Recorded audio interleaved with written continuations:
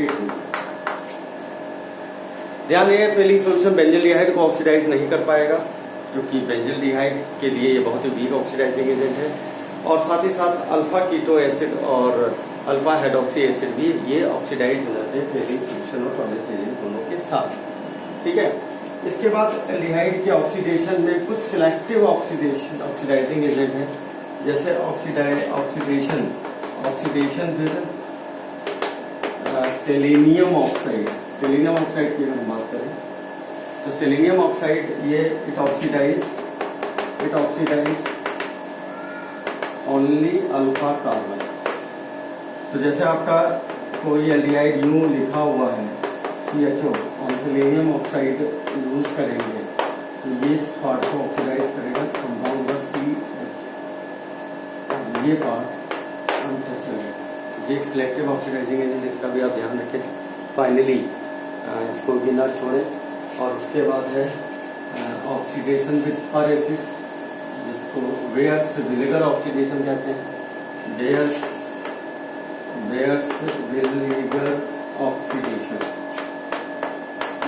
Vinegar oxidation, तो ये इंजर्शन of oxygen का केस है।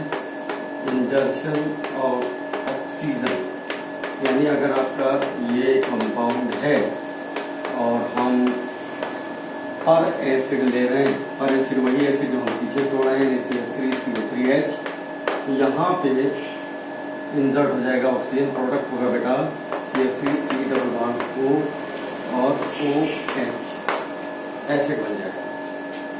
तो वेयर्स विनेगर ऑक्सीडेशन है, इसके बारे में भी इंफॉर्मेशन आ सकती है। कीटोन में ये एस्टर देगा, क्योंकि कीटोन टर्मिनल नहीं होता है, ketone non terminal functional group है, मतलब वो नॉन टर्मिनल ये बीच में होता है, तो कीटोन किनारे होता है, तो एल्डिहाइड। वेयर्स विनेगर ऑक्सीडेशन भी आपको याद रखना है। इसके बाद ऑक्सीडेशन की अगर हम बात करें तो ऑक्सीडेशन ऑफ कीटोन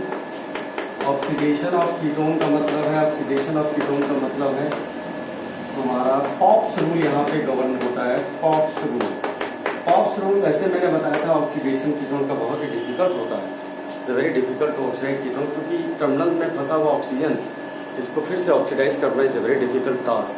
ठीक है, बल्कियर हिंड्रेंस की वजह से ऑक्सीडेशन इसका मुश्किल होता है। क्वेश्चन है कि why the oxidation of ketone is very difficult, but you will say कि बल्कियर ग्रुप से जुड़ा है CO, इसलिए ऑक्सीडेशन का मूवमेंट, ऑक्सीजन का मूवमेंट बहुत ही मुश्किल होगा। तो अब लेकिन अगर हमारी एक लंबी चेन का कीटोन है और हम उसको एक स्ट्रॉन्ग ऑक्सीडाइजिंग एजेंट, सबसे ज्यादा स्ट्रॉन्ग ऑक्सीडाइजिंग एजेंट होता है कंसंट्रेटेड HNO3। तो कंसंट्रेटेड HNO3 के केस में ये ऑक्सीडाइज होगा, दो अलग अलग एसिड बनाएगा, क्लीवेज ऑक्सीडेशन होगा, लेकिन CO ग्रुप उस एल्काइल ग्रुप के साथ जाएगा जिसमें कम से कम कार्बन। एक एग्जाम्पल के साथ मान लीजिए आपका कीटोन ये है और यहाँ पे एक लंबी चेन है, बहुत लंबी चेन है, और यहाँ पे हमने कंसंट्रेटेड HNO3 यूज किया है एज एन ऑक्सीडाइजिंग एजेंट। तो देखिए जो क्लीवेज होगा वो ऐसे हो, CO इसके साथ आएगा लेस कार्बन के साथ, ये कंपाउंड CH3COH प्लस, और इसका ऑक्सीडाइजिंग प्रोडक्ट बना दीजिए तो ये बन जाएगा। तो this is called pops rule. ये बहुत ही इजियर है, आपको याद रखने हैं, सवाल आने हैं, लगाने हैं। अगर आप कहीं से भी अनकवर कर पाए, नहीं कर पाए, तो फिर ये कंफ्यूजन का कारण है।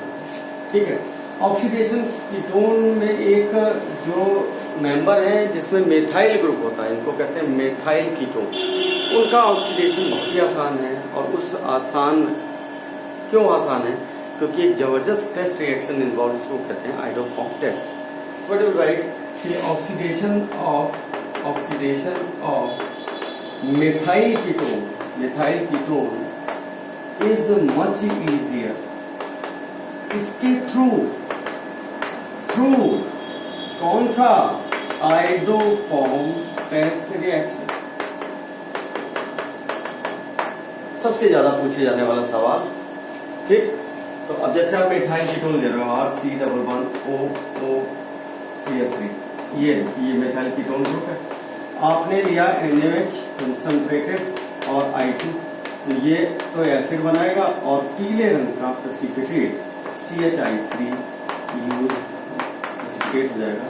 तो वैसे तो कीटोन का ऑक्सीडेशन बहुत डिफिकल्ट है, लेकिन एक स्पेसिफिक रिएजेंट जिसको कहते हैं NaOH और I2, इसकी प्रेजेंस अगर हम कराएं तो ऑक्सीडेशन बहुत ही आसान होगा और रिएक्शन का नाम होगा हाइड्रोफॉर्म रिएक्शन। हाइड्रोफॉर्म रिएक्शन पूरी होमोलॉगस सीरीज देती है बेटा अल्कोहल से लेके, जिसमें ऑक्सीजन कंटेनिंग है, या हेलो एल्केन भी देते हैं कुछ ऑक्सीडाइज होकर अगर वो अल्कोहल बना रहे हैं। तो एक सबसे टॉप लेवल पे पूछे जाने वाला क्वेश्चन है hydroform test reaction, very important test reaction, hydroform test reaction. ठीक है, कुछ जो बातें हाइड्रोफॉर्म के बारे में सुन लेनी है, समझ लेनी है, बस उनको रिमेम्बर कर लेना है, सवाल आने पे चेहरा हमारा याद रखना है और सही आंसर लगा देना है। ठीक है, तो हाइड्रोफॉर्म क्या क्या चीजें आपको जानी है, हाइड्रोफॉर्म रिएक्शन। ठीक है, पहली तो बात है, पूछा था हाइड्रोफॉर्म रिएक्शन में कौन है ऑक्सीडाइजिंग एजेंट। तो ऑक्सीडाइजिंग एजेंट है NaOI। ठीक, दूसरा कौन कौन देते हैं, 1 CH3CH2OH देता है, किसमें, among all 1 degree monohydric alcohol. ये याद रखना। सवाल कैसा है, सवाल आएगा कि मिथाइल अल्कोहल और एथाइल अल्कोहल को कैसे डिस्ट्रीब्यूट करते हैं। दोनों 1 डिग्री है तो लुकास नहीं हम लिखेंगे आंसर लिखेंगे हाइड्रोफॉर्म, क्योंकि मिथाइल हाइड्रोफॉर्म नहीं देता है और एथाइल हाइड्रोफॉर्म देता है, ये जरूर याद रखना। दूसरी बात,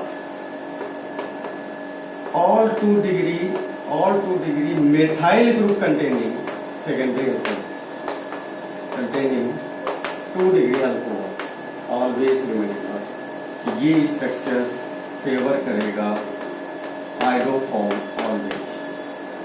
all 2 degree methyl group containing secondary. अच्छा, एक और surprise, acetaldehyde CH3CHO among all aldehyde. अब ये बड़ी सरप्राइज, जितनी भी एल्डिहाइड है, चाहे वो बेंजल एल्डिहाइड हो, चाहे प्रोपेनॉल एल्डिहाइड हो, चाहे ब्यूटेन एल्डिहाइड, अगर डिस्टिंग्विश आएगा तो you will always write tick correct option about what you will go for hydroform test reaction. इसके अलावा लैक्टिक एसिड इसमें भी सेकेंडरी अल्कोहल को करेंगे, OH CH3 हो गया, ये टर्मिनल, अब CH हो गया और H हो गया।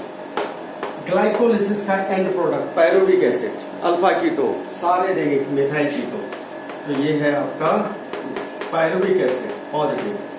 ये ढेर सारी बातें अबाउट द हाइड्रोफॉर्म टेस्ट। मैं फिर से रिवाइज कर दूं, हाइड्रोफॉर्म टेस्ट में जो ऑक्सीडाइजिंग एजेंट है NaOI, सोडियम हाइपोआयोडाइड। दूसरा, ये 1 डिग्री अल्कोहल में केवल एथेनॉल देता है, Mongol monohydric 1 degree alcohol. Second degree alcohol में मिथाइल ग्रुप का होना बहुत जरूरी है, और एस्टल्डिहाइड सारे एल्डिहाइड में ये पॉजिटिव देता है। इसके अलावा जितना भी आपका लैक्टिक एसिड है, पायरुविक एसिड, एक बात जो ध्यान रखना कि या तो ये टर्मिनल हो हाइड्रोफॉर्म के लिए या ये टर्मिनल हो हाइड्रोफॉर्म के लिए, ये ध्यान रखना। अगर ये कहीं भी मिल जाता है तो वो हाइड्रोफॉर्म पॉजिटिव देगा।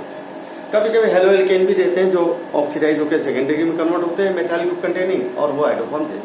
तो बेटा ये एल्डिहाइड और कीटोन का ऑक्सीडेशन है। एज सच एसिड का ऑक्सीडेशन पॉसिबल नहीं है, केवल आप ले लो HCOH, यहाँ पे फेलिंग सोल्यूशन डाल दो तो ये दे देगा H2O+CO। इसके बाद ऑक्सीडेशन ऑफ ग्लूकोज, वो याद रखना है, ऑक्सीडेशन ऑफ ग्लूकोज वो याद रखना है। जैसे आपने ग्लूकोज लिया और ब्रोमीन वाटर यूज किया, तो ग्लूकोनिक एसिड, और जब हमने कंसंट्रेटेड HNO3 यूज किया तो ग्लूकोरिक एसिड, बेटा इतना याद रखना। ग्लूकोनिक एसिड में क्या होता है कि जो एल्डिहाइडिक ग्रुप है वो ऐसे ऑक्सीडाइज हो जाता है 4,1,5 और CH2OH। ग्लूकोरिक एसिड में ये दोनों टर्मिनल बन जाते हैं एसिड 4 और CH। तो बेटा ऑक्सीडाइजिंग एजेंट में आपको केवल इतना जानना है, पढ़ना है, समझना है। कुछ स्टीरियोकेमिस्ट्री की बात करें, जैसे बेयर्स में सिन एडिशन होता है, और आपका जो एपॉक्सी एल्केन है उसमें भी जो हाइड्रोलिसिस करोगे तो सिन एडिशन होगा। कार रूल, टाइम रूल से ये प्रभावित होते हैं। टाइम का मतलब है ट्रांस, एंटी, मेजो, और कार का मतलब है सिस, एंटी और रेस्मिक। बेटा ऑक्सीडाइजिंग एजेंट इतने याद कर लो। 2 सवाल, एक सवाल इज योर फेट की हो सकता है, 2 सवाल आ जाए आज के लेक्चर पे। और don't take any pressure, be very relax, 2 बार नहाओ, 3 बार नहाओ, अपने बॉडी को ठंडा रखो एंड गो द प्रिपरेशन और अगले साल के डॉक्टर बन के आओ। Thank you.